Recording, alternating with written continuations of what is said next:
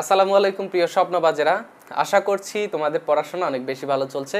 আজকে আমরা এইচএসসির সিলেবাসের মধ্যে যে কন্ডিশনাল আছে সেই কন্ডিশনাল নিয়ে আলোচনা করব।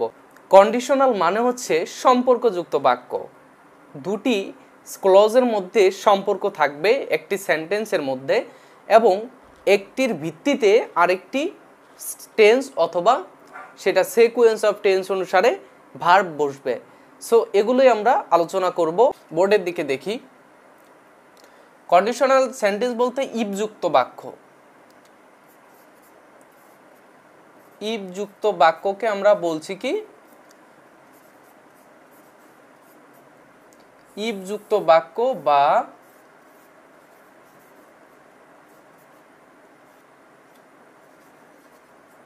Conditional sentence. কন্ডিশনাল সেন্টেন্স কত প্রকার? 4 প্রকার। তোমরা অনেকেই ছোট থেকেই জেনে এসেছো যে কন্ডিশনাল সেন্টেন্স 3 প্রকারের হয়ে থাকে। আমি আরেকটু বাড়িয়ে দিলাম, কন্ডিশনাল সেন্টেন্স 4 প্রকারের। প্রথমে যেই কন্ডিশনাল নিয়ে আলোচনা করব নাম্বার 1 নম্বরে আছে zero conditional. Zero conditional. Zero conditional গঠনটা কি হবে? এর গঠনটা হবে প্রথম যে ক্লজটা থাকবে, ইফযুক্ত যে ক্লজটা থাকবে সাবঅর্ডিনেট ক্লজ, সেটাতে ইফ থাকবে, সাবজেক্ট, ভার্বের প্রেজেন্ট ফর্ম, অবজেক্ট থাকতেও পারে নাও থাকতে পারে, তারপরে সাবজেক্ট, ভার্বের প্রেজেন্ট ফর্ম। দেখো ইফযুক্ত সেন্টেন্স প্রথম ক্লোজটার মধ্যে কি আছে? সাবজেক্ট, তারপরে ভার্বের প্রেজেন্ট ফর্ম আছে, আর তারপরে আছে সাবজেক্ট প্লাস ভার্বের প্রেজেন্ট ফর্ম, আর সামনে ইফযুক্ত আছে। এটাকে আমরা বলতেছি কি? এটাকে বলতেছি হচ্ছে জিরো কন্ডিশনাল। জিরো কন্ডিশনাল দিয়ে একটা উদাহরণ আমরা দেখি।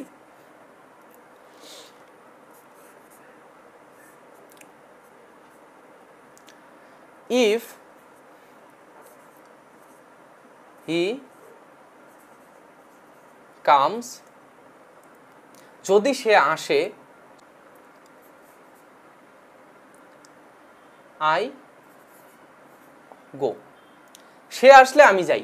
হচ্ছে যে এখানেও প্রেজেন্ট ইনডিফিনিট টেন্স, এখানেও প্রেজেন্ট ইনডিফিনিট টেন্স দ্বারা আমরা ইফযুক্ত সেন্টেন্স, এগুলো অনেক সেন্টেন্স তুমি দেখতে পারবা। এটাকে আমরা বলছি কি?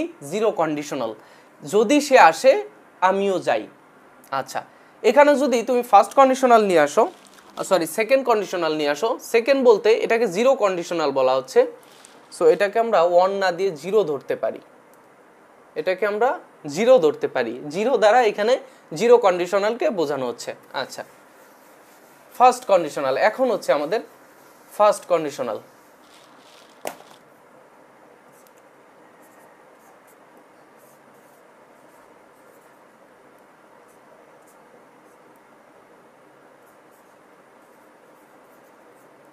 First conditional. ফার্স্ট কন্ডিশনালের গঠনটা কেমন? ইফ থাকবে, তারপরে সাবজেক্ট থাকবে, ভার্বের প্রেজেন্ট ফর্ম থাকবে, তারপরে যে পরের যে ক্লোজটা আসবে প্রিন্সিপাল ক্লোজ, সেখানে আসবে subject plus future indefinite tense. Future indefinite tense অথবা উইল বা শ্যাল প্লাস ভার্বের প্রেজেন্ট ফর্ম। ঠিক আছে? কি দেখছি আমরা? ইফ প্লাস সাবজেক্ট প্লাস ভার্বের প্রেজেন্ট ফর্ম থাকবে, আর এখানে হচ্ছে সাবজেক্ট প্লাস ফিউচার ইনডিফিনিট অথবা উইল বা শ্যাল, এটারই গঠনটা এখানে আমি লিখে দিলাম। একটা উদাহরণ আমরা দেখি। আমি লিখি যে if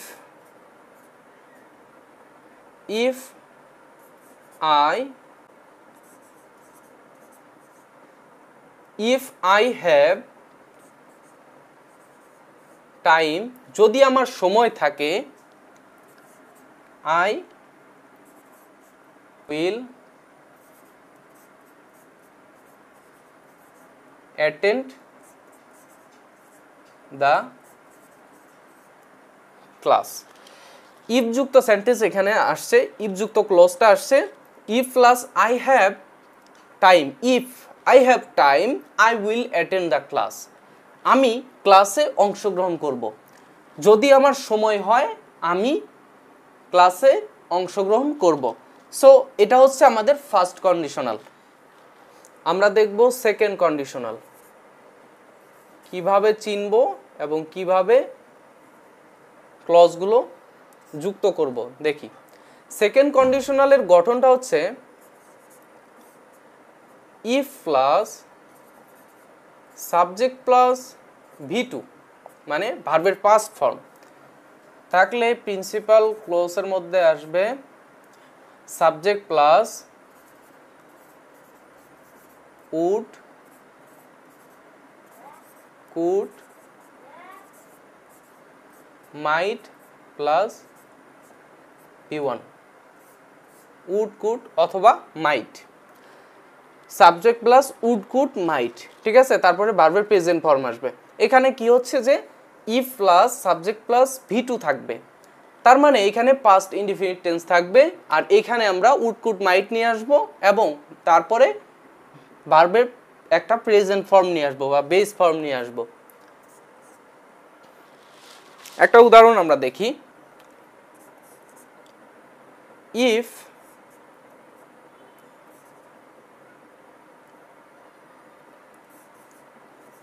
if he worked well,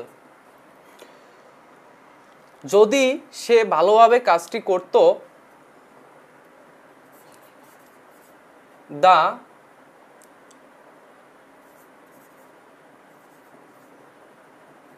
the owner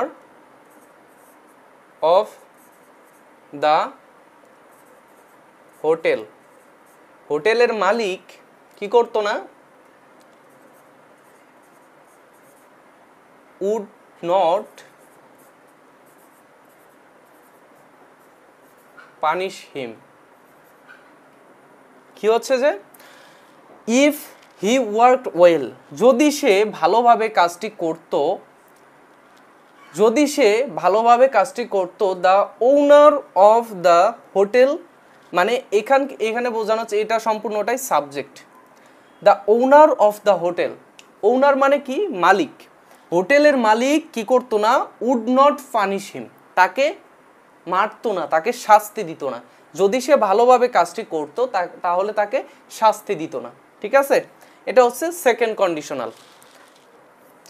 third কন্ডিশনালে আমরা দেখব গঠনটা এরকম, if plus subject plus had plus V3, তারপরে আসবে subject plus would, could, might plus have plus V3।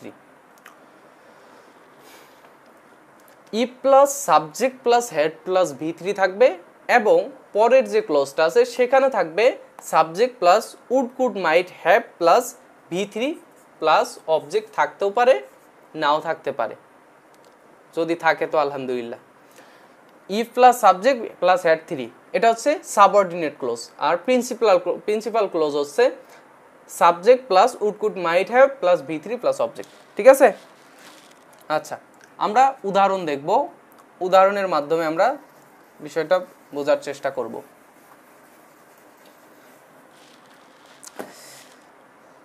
আমি উদাহরণ দিচ্ছি। if I had worked morning, যদি আমি সকালে হাঁটতাম বা দৌড়াতাম, সকালে আমি যদি হাঁটতাম তাহলে কি হতো, I could have seen the beautiful scenery. If I had worked at morning, যদি আমি সকালে হাঁটতাম, মানে সকালে হাঁটতে গেলে তো সকালে আমাকে উঠতে হবে, তাহলে যদি আমি উঠি তখন তো আমাকে সূর্যের সেই বিউটিফুল বা সকালবেলার সেই বিউটিফুল সিনারিটা আমি দেখতে পারবো। I could have seen the beautiful scenery. ঠিক আছে, এইভাবে কিন্তু এখানে হ্যাড যুক্ত আছে, তারপরে V3 আছে, এটা দেখলে আমাকে বুঝতে হবে এখানে would could might have plus V3 আনতে হবে। ঠিক আছে, এটা হচ্ছে থার্ড কন্ডিশনাল। এটার আরেকটা রূপ আছে, রূপটা আমি দেখাচ্ছি।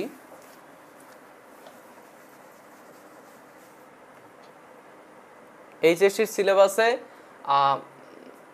রাইট ফর্ম অফ ভার্ব, তারপরে সাবজেক্ট ভার্ব এগ্রিমেন্ট আর কমপ্লিটিং সেন্টেন্স, এগুলোর ক্ষেত্রে এগুলো লাগে।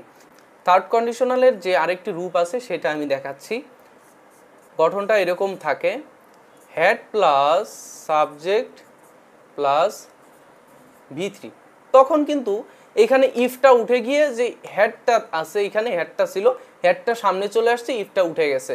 এটা দ্বারাও কিন্তু আমাকে বুঝতে হবে নতুন বধূ বিভিন্ন রূপ ধরে কিন্তু আসতে পারে। সো সব সময় আমাদের খেয়াল রাখতে হবে।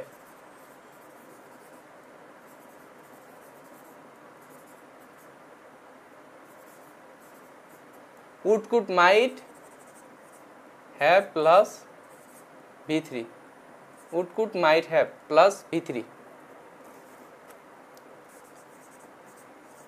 would could might have plus V3 plus object। ঠিক আছে, had plus subject plus V3, subject would could might have plus V3 plus object, এরকম ভাবেও থাকতে পারে। ঠিক আছে, এই ছিল আজকে আমাদের কন্ডিশনাল সেন্টেন্সের আলোচনা।